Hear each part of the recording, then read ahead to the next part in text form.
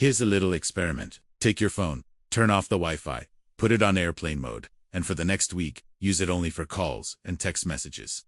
No social media, no internet. The hard part, this has to include weekends. As you're watching this video, I want you to try to stick with the plan. For the first day, you may not notice much difference. Maybe you won't scroll mindlessly for hours, or check in on stories throughout the day. But by the second day, something interesting will start to happen. You might actually call a friend instead of sending a text message. You might walk around outside and breathe in the fresh air without documenting it for Instagram. You might read a book, take a nap, or just stare at the wall. And after a few days, you'll notice less irritability, less anxiety, and maybe even a boost in productivity. That's the incredible thing about going tech detox. You realize how much time, energy, and emotions you spent on things that didn't really bring you any value. You may also notice that you spend a lot of time thinking about other people. Who are they? Where are they? What are they doing? Why aren't you doing that too? And this brings us to the topic of today's video, the comparison trap. Ever scrolled through social media and felt instantly worse about your life? You wonder, what's wrong with me? Why can't I feel happy for myself? Well, you're not alone. You're experiencing the effects of a sneaky psychological phenomenon that can secretly sap your motivation, hijack your happiness, and leave you in a fog of self-doubt. Welcome to our channel, the place where future billionaires come to get inspired. In this video, we're going to dive deep into the science of the comparison trap, unravel its sneaky psychology, and reveal practical tips to help you break free, so you can live a life that's authentically yours. Section 1. Social Comparison Theory. This idea was first brought to light by Leon Festinger in 1954. He proposed that we naturally compare ourselves to others to better understand where we stand, kind of like how a fish would compare its size and strength to other fish in the pond.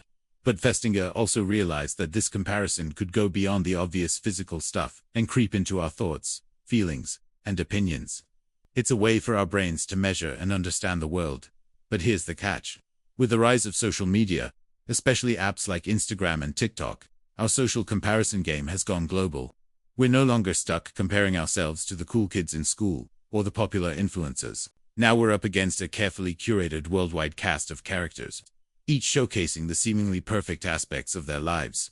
You could be sitting in your room feeling average in every possible way, and then suddenly you're hit with a wave of inadequacy because you haven't jet set to Paris for the weekend, bought a brand new car, or achieved a certain level of online popularity.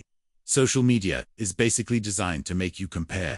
It gives everyone a platform to showcase their extraordinary lives while hiding the boring everyday stuff. It's like walking into a party and only seeing the most attractive, successful people having the best time.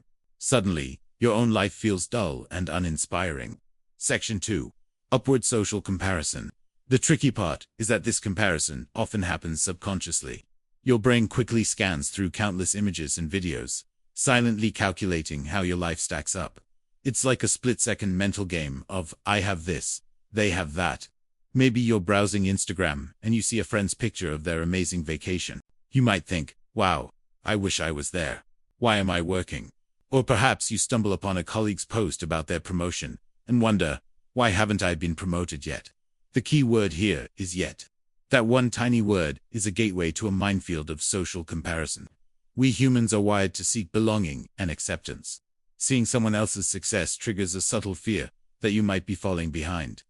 You question your choices, your efforts, and even your self-worth. The constant barrage of better in social media can leave you feeling like a small fish in a big pond. And here's the kicker. These comparisons often push you out of your comfort zone. It's like a silent dare. You might find yourself questioning, should I quit my job and travel the world? Should I buy that new car? Should I post more on social media? The problem is that these decisions are rarely black and white. Let's say you decide to post more on social media. Every time you post, you're signing up for more comparisons, more potential heartache. It's a never-ending cycle. Section 3. Downward social comparison. Now, let's flip the script. You're catching up with a friend and they share their latest accomplishment. You offer your congratulations, but inside you can't help but think, why can't I have that? You're caught in the downward social comparison trap. Here, the comparisons are mostly subconscious. You see someone with fewer followers, a smaller house, or a less prestigious job, and think, well, at least I don't have that. But here's the truth. This seemingly harmless thought is like a slippery slope. It tricks your brain into complacency. While upward comparison pushes you to strive for more, downward comparison can make you settle for less. The quiet voice in your head might say, "It's okay that I didn't get that promotion. At least I didn't get passed over like Sarah did." But here's the problem.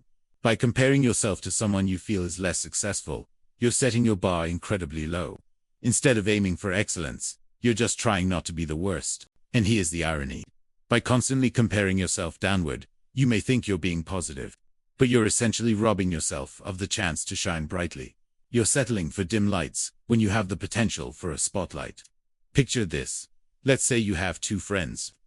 One is extremely competitive and always talks about how much more money they're making compared to the last guy. The other friend seems content with their job and casually mentions, "You know, it's a job." The first conversation makes you question your career choice. The second makes you feel better for a moment. But by dwelling on the second conversation, you're subtly telling yourself that your job is somehow less important than someone else's. You're establishing a hierarchy and ranking yourself lower. Over time, this habit can chip away at your ambitions. You might start to believe that aiming for the stars isn't for you. After all, Sarah has worse problems than you. And that belief becomes a self-fulfilling prophecy. Section 4. Escape the comparison trap. So how do you break free from the clutches of the comparison trap? Here's a 5-step plan to reclaim your life. 1. Cultivate mindfulness. Start by acknowledging the trap. Become aware of those envious thoughts. Recognize the signs of comparison creeping into your life. Knowledge is the first step towards breaking free. 2. Embrace imperfection. Life is messy. Accept it. Instead of striving for unrealistic perfection, celebrate the beauty of imperfection. Be comfortable with your mistakes and shortcomings. It's in these imperfections where your unique charm lies. 3. Define your values. What truly matters to you?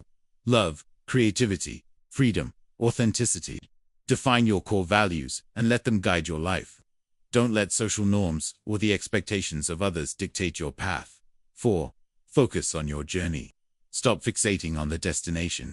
Appreciate the journey, the small wins, the lessons learned, the challenges overcome. When you shift your focus, you'll start to enjoy the ride. 5. Seek real connections. Nurture genuine connections with people who lift you up, inspire you, and love you for who you are. These connections will serve as anchors, grounding you in reality and reminding you of your worth. So there you have it, the secret fuel for your anxiety. You don't need more motivation. You need to stop comparing. Are you ready to put your phone down and embrace the real world? Drop a comment below and let us know how social media makes you feel. And if you're eager for more insights on taming your mind, don't forget to subscribe. Until next time, remember, you're not in competition with anyone but yourself. Your life is your masterpiece. Write it in your own style.